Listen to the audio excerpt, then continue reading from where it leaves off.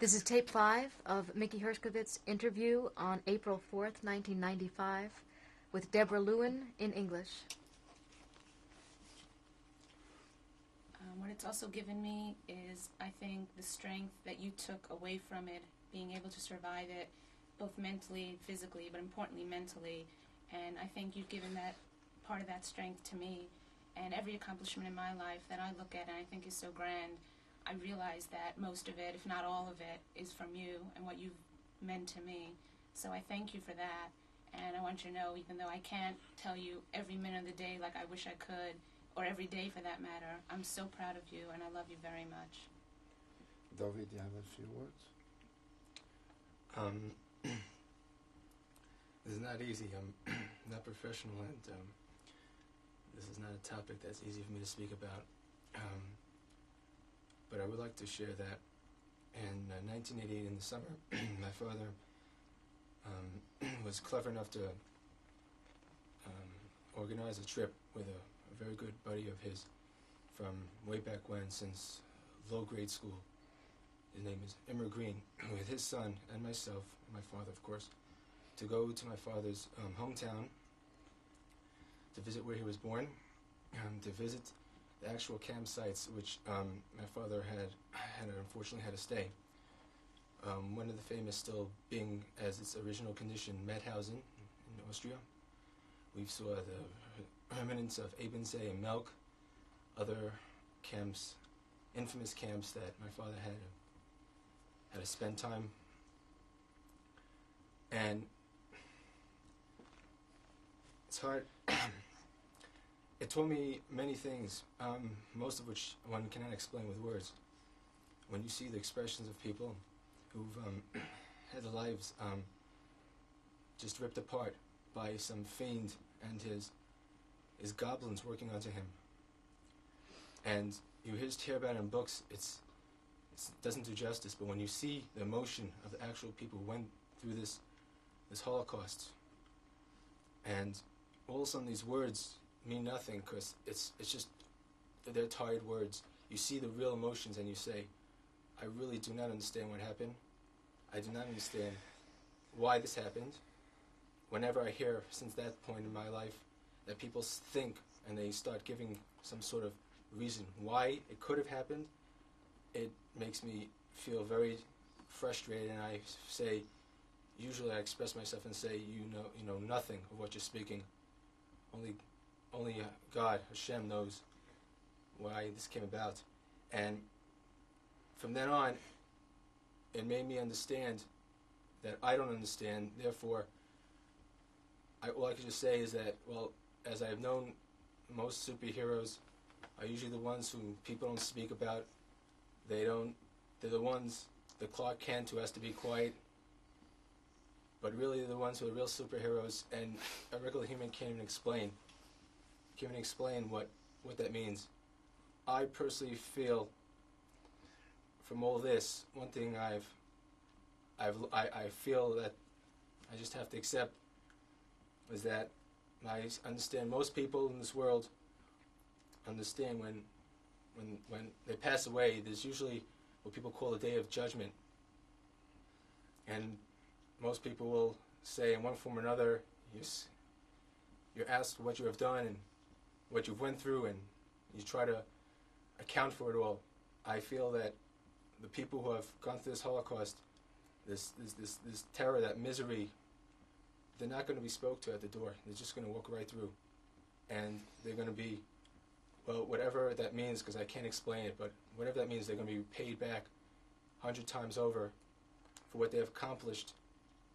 They are a bunch of icons. Every survivor, and my father in particular, who's remained a religious, sane, productive person in society, despite the absolute hell he's been forced to be put through. He's a complete winner, a hero, something that most of us in this generation won't, I'd say in every generation, won't understand. It's beyond human scope. But I've learned that all from seeing what he went through and where he is. And he's able to walk shoulder to shoulder with people who've gone and grown up in normal backgrounds with a fair chance. And I personally think that there's no way, in my mind, in this world one could have gotten back Hitler and his miserable machine. But if you're able to survive almost twice as long as he did in this earth, despite his machine of destruction, and you're able to bring up productively, have a job, have a family, and live out your life, that's just like putting his foot on Hitler's face and saying, take that, is, in my opinion, that's exactly what they didn't want, and that's exactly what they got. And God bless you. In conclusion, I would like to thank again Hashem from all the bad things I went through, that He gave me these 3 kids, or Kanei Nahara, the most wonderful children in the world. And that all the mourning and all the heart pains that goes through, at least this little happiness I have. And may God bless them forever. Thank you. Can you tell us what this photo is? This is the facade of the building I was born. The date of birth was given before, in Oradea, which is my hometown. Thank you. This is the picture of my beloved parents. May Hashem revenge their innocent blood. My father, Deje or Chaim David. My mother, Laura, whose maiden name was Steiner, and his Hebrew name Reisi. And my father and my mother, who's my oldest and youngest children, are named after. May they live a long, happy life. When was this photo taken? Was taken a long time ago. It must have been around 1930, I believe. Thank you. And rolling. This is our family picture. My father, mother, myself in that navy cap, my sister and my young brother were such a beautiful hair that they didn't want to cut it down till I was about 7 years old. It looked almost like a girl. And your sister's name and your brother's My name? sister's name was Clary, or Mirel in Yiddish. My brother's name Alex, or Shaya in Yiddish. Thank you. Rolling. This is a picture of me at the ripe old age of 6 months when I made my debut to posterity. Thank you. Rolling. This is a picture of my sister, Clary, or Mirel, from last time I saw 1944, and there was some information that she was seeing comparatively well after the war, but I never heard from her since. Thank you. Rolling. This is a picture of the entrance of the shaft in Ebensee where we were working during the war. And we were many, many friends, and the thing died doing this subhuman work. Does it look now the same way? This is it the same look now. We were there recently, a few years ago, and looks just now like this when we left it in 1945. Thank you. This is a picture of myself and some friends. We were in Abelsberg DP camp where we lived and worked together. In the background you see the blocks or the barracks we were stationed at, which originally was an army barrack, but that's why they put us off while the short while we were spent there in DP camp. Thank you. The picture on the left here is of myself standing at a mass grave, which included my brother. May Hashem revenge his innocent blood. This was in Ebensee, about a year or 2 after liberation, when I attended again there. Thank you. This is the Ausweis or passport that we got after liberating in Ebensee to prove that I was an inmate there from the period of time that's noted there. This is serviced us as kind of identity papers.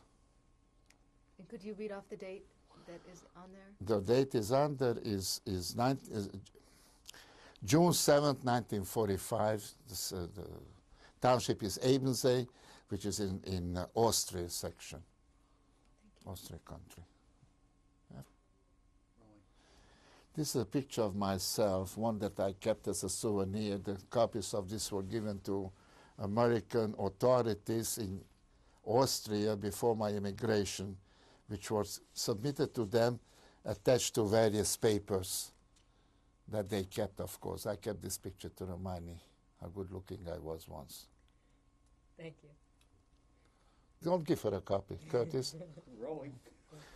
This is the inside of the shul where we davened, prayed. They called the Shas back in the old hometown.